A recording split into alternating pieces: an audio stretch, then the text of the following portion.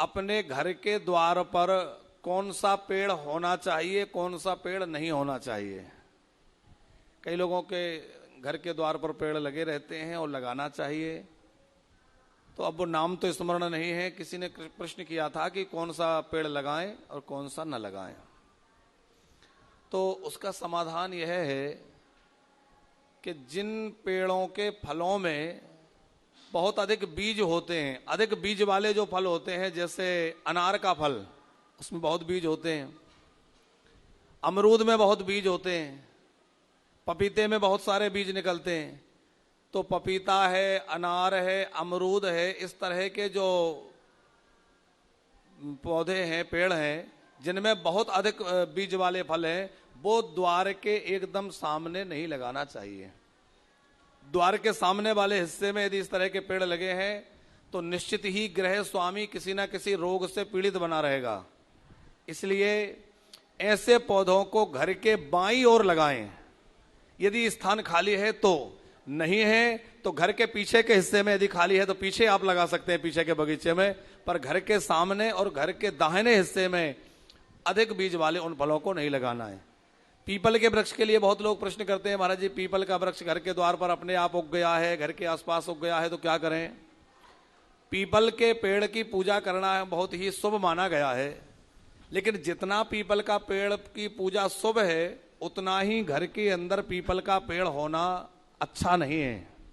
घर के अंदर पीपल का पेड़ ना हो, क्योंकि उसमें कई देवताओं का वास तो होता ही है, उसमें भूत प्रेत आदि का वास भी माना गया है, तो पीपल का वृक्ष घर के अंदर नहीं होना चाहिए। अब किसी की दीवार में, घर के पास में यदि पीपल का पेड़ उग गया है तो उसका समाधान यह है कि आप उसको जड़ सहित आराम से निकाल लें। किसी भी गुरुवार को निकाल सकते हैं, या कोई भी शुभ दिन देख करके जड़ के सहित पीपल को आप निकाल लीजिए और निकाल करके किसी ऐसे स्थान पर लगवा दीजिए जहां वो आराम से सुरक्षित रह सके, सुरक्षित हो जाए। तो आप उसको वहां स्थापित कर देंगे, उसकी गंधाक्षर से पूजा कर देंगे, तो आपको कोई दोष नहीं लगेगा पीपल को हटाने का। लेकिन उखाड़ कर फेंकते हैं, सूख जाता है, तो उसका दोष है। इसलिए उखाड़ कर फेंकना नहीं है और उसको कहीं दूसरी जगह स्थापित करवा देना है।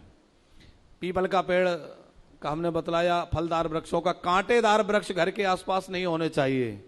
जिन घरों में आसपास कांटे वाले पौधे होते हैं या वृक्ष होते हैं, जैसे गुलाब में भी कांटे हैं, तो गुलाब भी घर के एकदम सीख सामने ना हो, इधर उधर दाएं बाएं हो।